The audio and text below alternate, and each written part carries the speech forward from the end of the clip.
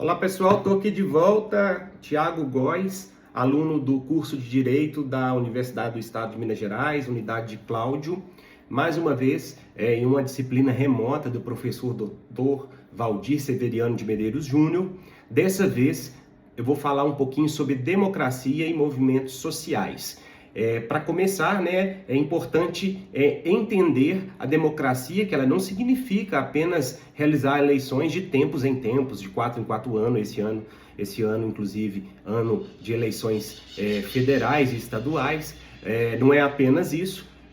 uma vez também que o voto ele é fundamental, mas uma sociedade verdadeiramente democrática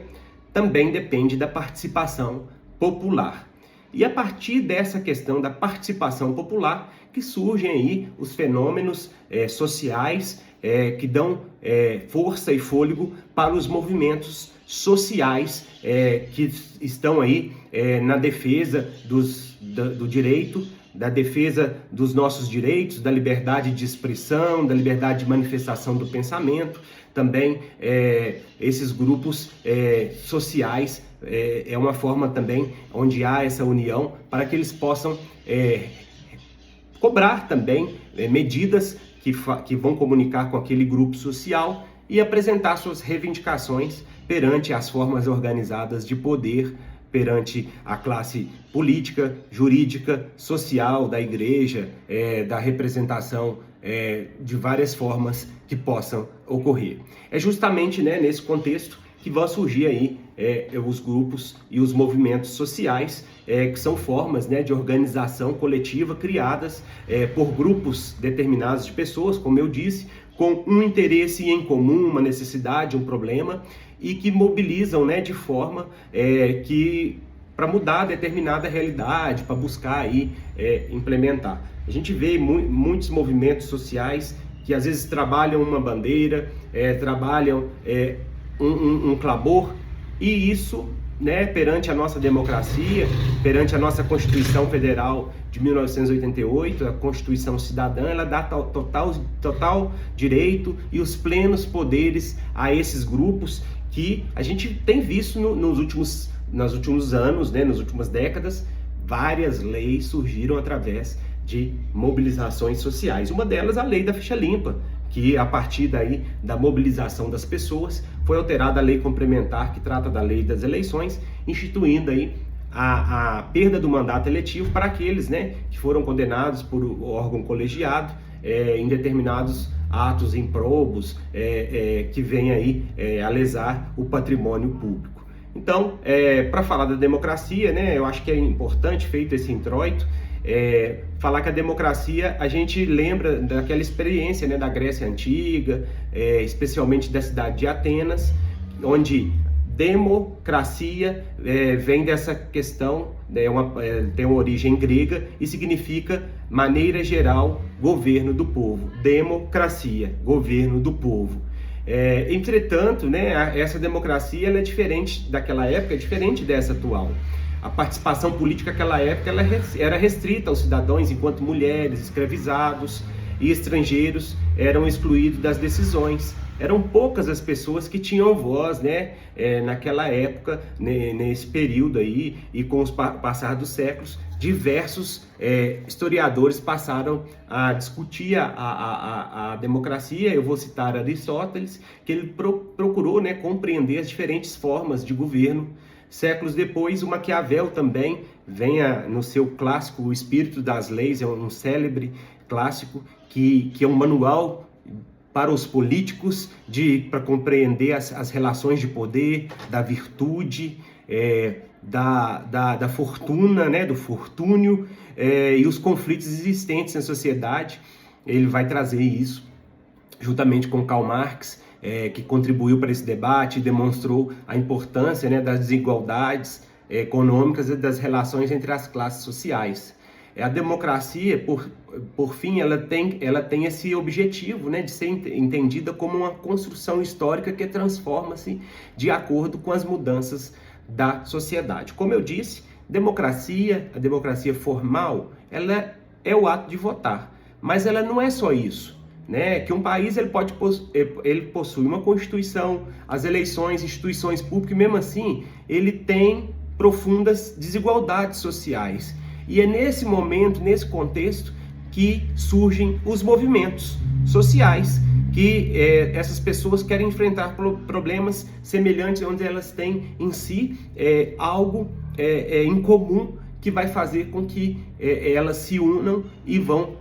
partir aí para fazer algum pedido, para alguma questão. A gente está vendo agora recente, a partir da mobilização social, está andando a PEC que altera a jornada de trabalho, né, para 40 horas semanais, com 2 dias de descanso. Foi a partir dessa reflexão, dessa mobilização social, com os movimentos sociais, com os grupos dos mais diferentes espectros, que pôde-se pautar um projeto de grande magnitude, e esse projeto caminhou na Câmara, que é muito difícil, né? Nós temos ali várias divergências, são mais de 513 deputados, e esses deputados de vários eixos, uns mais à direita, outros à esquerda, o centrão, as minorias, as várias bancadas, e com essa mobilização conseguimos uma pauta em comum e passou na Câmara Federal, que é uma casa mais difícil de se tramitar os projetos, e agora caminhando aí para o Senado Federal, onde o presidente da casa, Davi Alcolumbre, tem demonstrado uma certa resistência, mas essa mobilização social, esses movimentos sociais, tem contribuído para que ande, né, uma vez que a CCJ do Senado deve já iniciar essa discussão. Então é importante dizer, né, que para a gente compreender os movimentos sociais, a gente tem que entender que muitos direitos que atualmente consideramos normais não surgiram espontaneamente, eles foram fruto de conflitos, mobilizações e várias reivindicações. Vou dizer também, agora citando, né, essa questão da jornada de trabalho, e os direitos trabalhistas, eles têm essa grande proximidade com os movimentos sociais, porque em determinado período histórico, os trabalhadores, inclusive as mulheres e crianças, eram submetidos a jornadas extremamente longas e condições precárias. E por meio dessas mobilizações e organizações, nós tivemos uma função histórica importante, né, que uma vez que esses problemas que eram até então ignorados pelas instituições e pelo poder público, passou a ter um olhar a partir da mobilização das pessoas, que formam aí, né, uma consciência pública, uma consciência política sobre os direitos fundamentais, os direitos sociais, os direitos inerentes à pessoa humana, né, o direito à moradia, o direito à saúde, o direito ao lazer, e ao esporte e tantas outras questões relacionadas. A gente sabe que no Brasil há uma certa criminalização dos movimentos sociais, principalmente por uma parte da política brasileira, que acham que os movimentos sociais são desordeiros, bardeneiros e pessoas que não querem trabalhar, mas eu vejo que é algo um pouco sem um conhecimento de causa, precisa de um amadurecimento maior por parte dessas pessoas que às vezes interpretam os movimentos sociais dessa forma, uma vez que há uma necessidade do entendimento maior, para que a gente possa, de fato, trazer aí uma opinião mais completa sobre os movimentos sociais. Os desafios atuais, né, desses movimentos perante a democracia diz respeito à erosão democrática que tem vivido o mundo hoje, né? Que, no caso, as eleições estão cada vez mais polarizadas, com um discurso cada vez mais do ataque, do quanto pior, melhor, e quem está perdendo com tudo isso somos nós. Os movimentos sociais, eles têm uma grande importância hoje com as redes sociais, uma vez que com a inovação tecnológica, trazendo um pouquinho a questão do direito, né, da tecnologia e da inovação, eles passaram também esses embates para os meios de comunicação, para as grandes redes sociais, onde há ali a exploração dessas bandeiras, né, onde os movimentos sociais têm se organizado. Então, só para a gente fechar, eu queria fazer um paralelo, né, e dizer o seguinte, que os movimentos sociais, eles possuem uma função essencial porque permite que diferentes grupos da sociedade participem da vida política, da vida social, do nosso Estado, do nosso governo, e possam apresentar suas reivindicações e luta por transformações da sociedade. Assim, defender, né, a democracia significa não apenas defender eleições e instituições públicas, mas também garantir participação, igualdade, defesa dos nossos direitos fundamentais, direitos sociais, direitos políticos, direitos de tantas classes, né, de tantas gerações, como também a liberdade, o direito das pessoas de se organizarem coletivamente na busca por uma sociedade mais justa. Então, é daí que surgem os movimentos sociais, como exemplo aí, os direitos trabalhistas, com agora essa possibilidade da emenda constitucional, que já passou na Câmara Federal, agora está no Senado, e outras mobilizações aí, como a lei da ficha limpa, que foi através de uma conquista onde